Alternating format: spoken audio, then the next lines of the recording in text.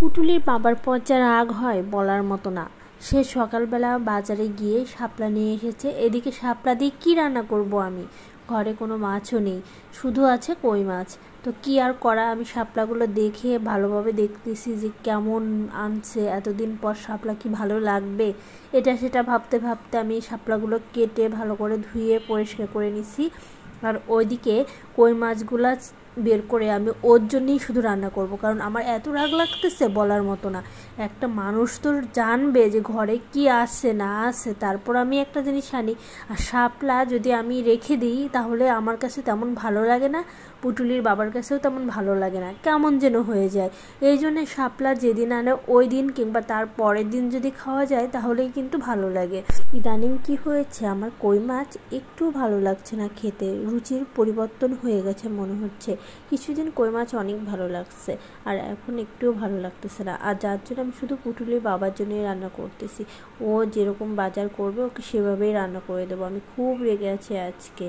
আর আমি এখন কই মাছগুলো কিন্তু ভেজে নিচ্ছি। আর ভাজতে ভাজতে আমি আমার শাশুড়িকে ফোন দিচ্ছিলাম যে কিভাবে আপনারা শাপলা দিয়ে মাছ রান্না করেন, কারণ আমাদের এদিকে শাপলা দিয়ে মাছ আমরা কখনোই রান্না করে খাই না।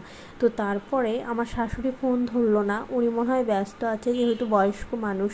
কি আর করা, আমার আরও বেশি রাগ হচ্ছে। এখন আমি কার কাছে ফোন দিয়ে জিজ্ঞাসা করবো যে শাপলা দিয়ে মাছ কিভাবে রান্না করে? আর তারপর আমাদের এদিকের সাথে ওদের ওদিকের খাওয়া দাওয়া রান্নাবান্নার কিন্তু বেশি মিল পাওয়া যায় না, খুব কম মিল আছে। ওরা যেভাবে রান্না করে আমরা সেভাবে রান্না করি না। আমাদের এদিকে শাপলা দিয়ে কখনোই আমরা এইসব মাছ, তারপর অনেক রকমের মাছ আমরা খাই না। বলতে গেলে শুধু চিংড়ি মাছটাই খাই, তাছাড়া আর কোনো মাছই আমরা শাপলা দিয়ে খাই না। কিন্তু ওদের ওদিকে দেখি শাপলা দিয়ে অনেক সুন্দর মাছ রান্না করে, দেখেই খেতে ইচ্ছা করে। এটা সত্যি কথা, মানে অনেক ভালো লাগে। আর শাপলা তো আমি অনেক বেশি পছন্দ করি।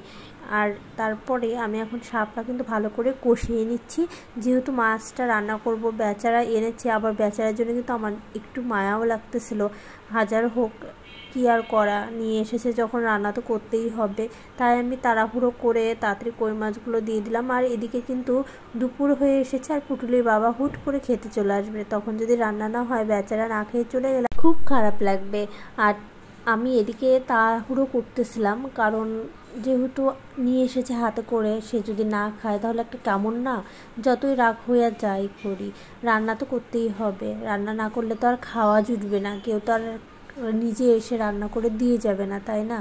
এখন আমি একটু ঢেকে দিব, তবে বেশি সময়ের জন্য না। আমি চাচ্ছিলাম কই মাছের সাথে একটু মাখা মাখা হোক শাপলাটা, তাহলে একটু বেশি ভালো লাগবে। আর এই শাপলার তরকারি যদি একটু বেশি বেশি ঝোল থাকে ভালো লাগে না। আমার রান্নাটা কেমন হলো অবশ্যই ছোট্ট একটি কমেন্ট করে জানিয়ে যাবে। তবে তরকারিটা কিন্তু পুটুলির বাবার অনেক পছন্দ হয়েছিল।